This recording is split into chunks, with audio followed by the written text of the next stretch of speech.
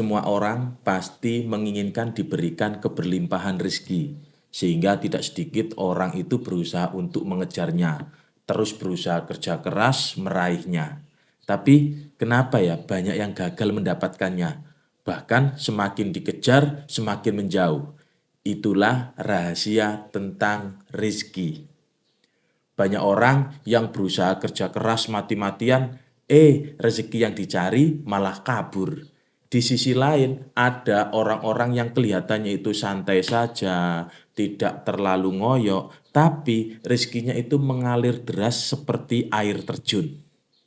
Nah, ini bukan soal keberuntungan semata, ini soal hukum terbalik dari rezeki. Biar gak penasaran, yuk kita bedah lebih dalam supaya teman-teman tidak terjebak dalam pencarian yang tak berujung. Dan semoga teman-teman selalu diberikan keberlimpahan rezeki dan ketenangan hidup. Di sini saya akan mencoba menceritakan dengan sesederhana mungkin tentang hukum terbalik dari rezeki. Mulai tentang rezeki, pola pikir kekurangan, dilema fokus, dan menjadi magnet rezeki. Nah, di antara bagian-bagian itu akan saling terhubung. Jadi jangan skip videonya ya, biar kita semua dapat inspirasi dan manfaat dari video ini.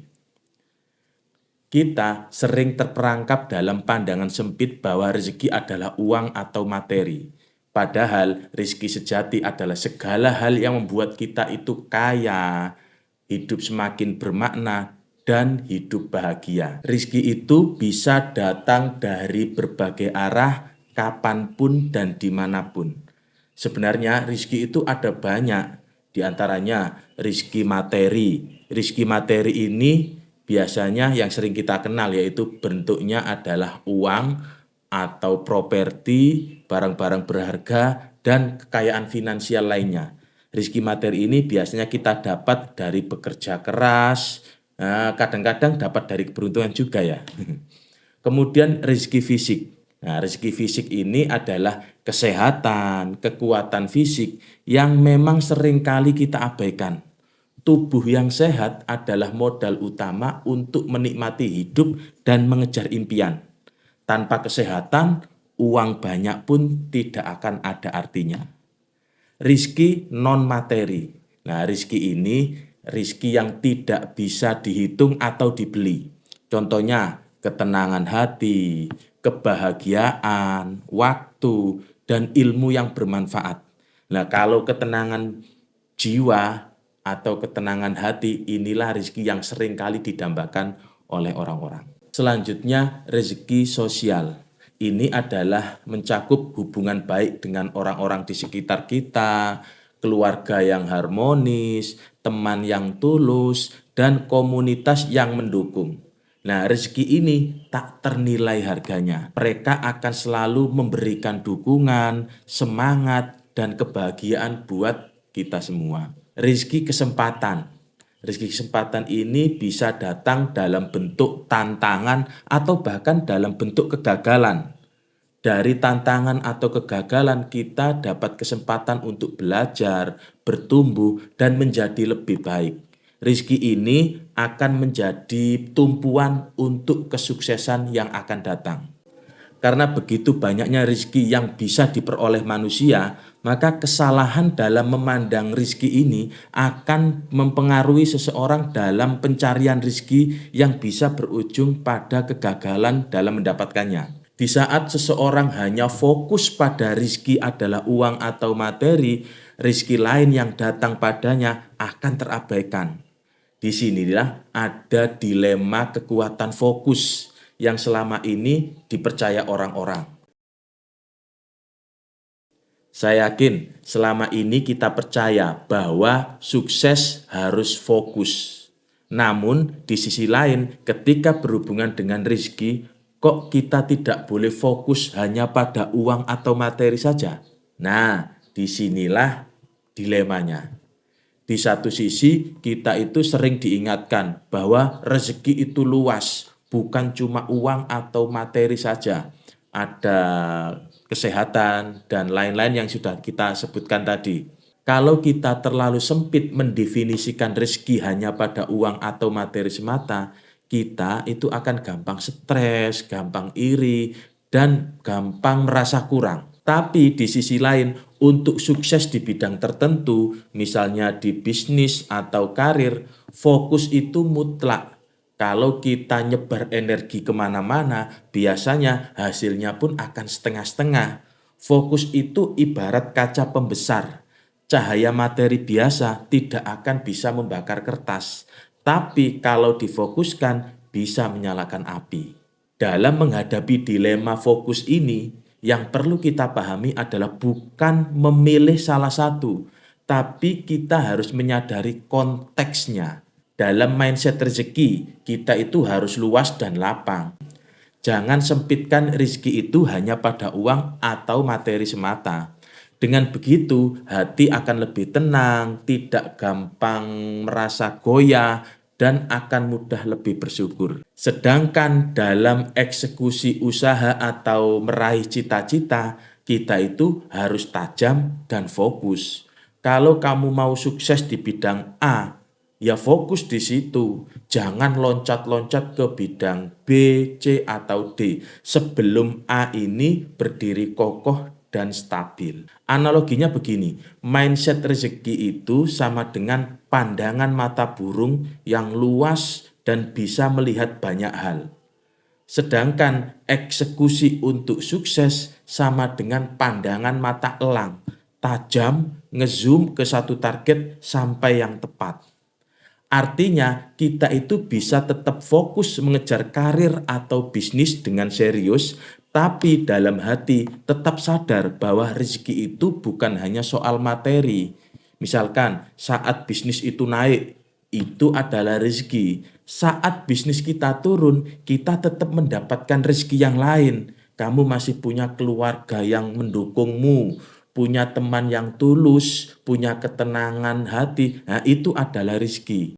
Jadi intinya kalau di bidang usaha harus fokus, kalau di bidang melihat rezeki harus luas. Pemahaman seseorang tentang fokus ini sangat penting karena sudut pandang mengenai fokus ini bisa berpengaruh terhadap pembentukan mindset atau pola pikir. Bisa mengarah ke mindset kekurangan atau mengarah ke mindset keberlimpahan.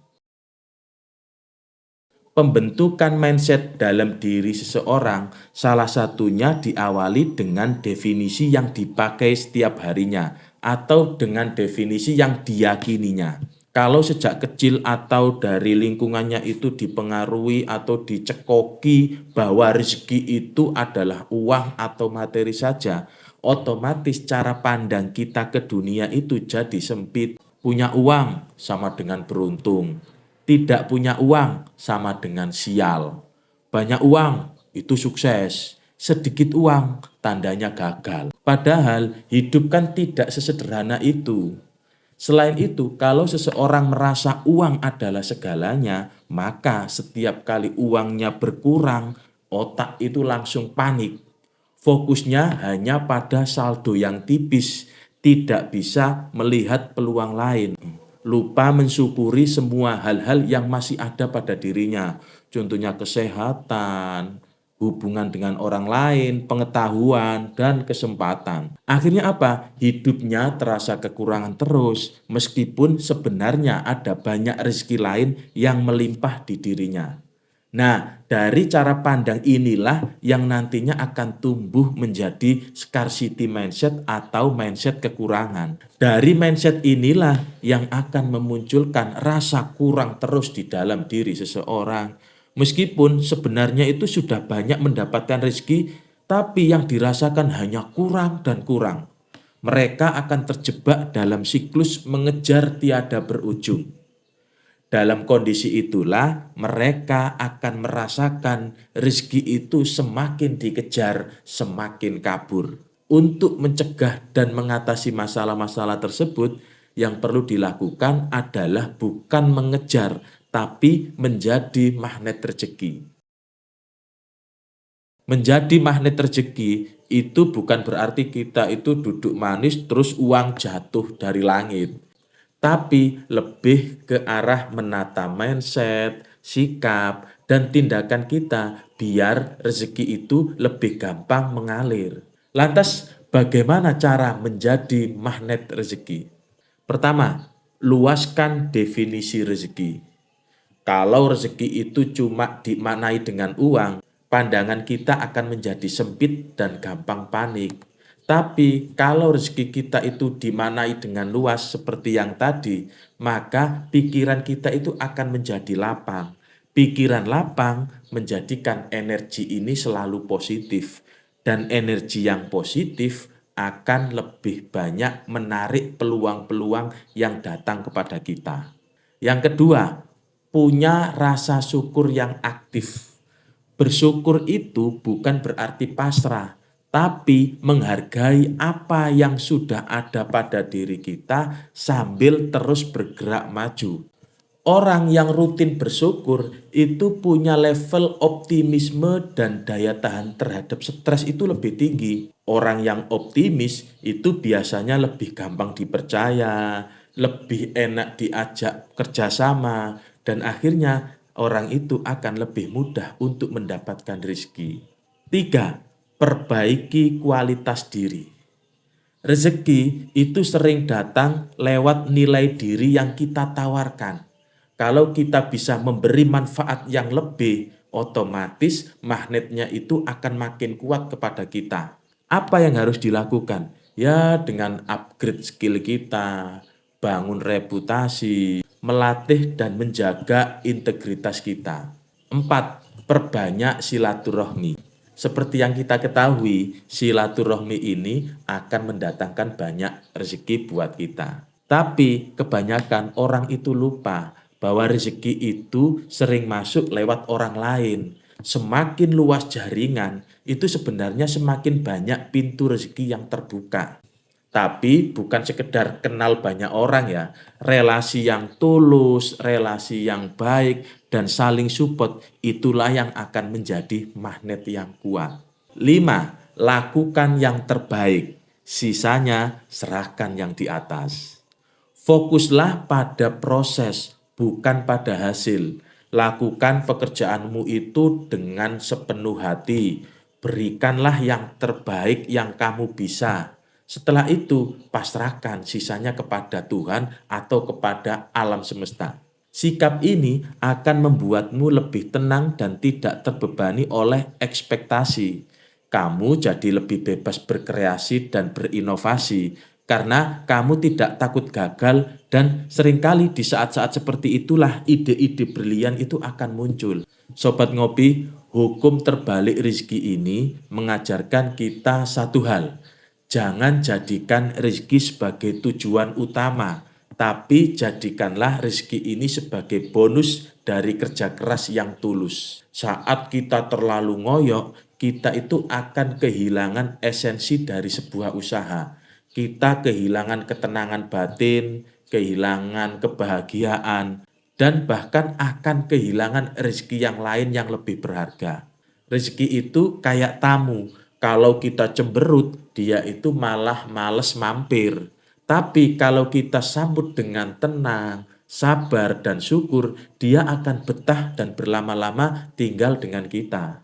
Jadi, mulai sekarang, ubahlah cara pandangmu berinteraksi dengan rezeki. Bukan lagi dengan mengejar, tapi dengan menariknya. Lakukanlah yang terbaik, berikanlah yang tulus, dan biarkan alam semesta atau Tuhan yang akan bekerja untukmu. Dengan begitu, kamu akan menemukan bahwa rezeki itu bukan lari, tapi ia akan datang dan memelukmu dengan erat dari arah yang tidak pernah kamu duga. Rezeki akan datang dimanapun, kapanpun, dan di situasi apapun. Saya Kang Mamuk, tetap waras, tetap ngopi, dan tetap menjadi manusia yang terus diberi keberlimpahan rezeki. Sampai jumpa di video selanjutnya.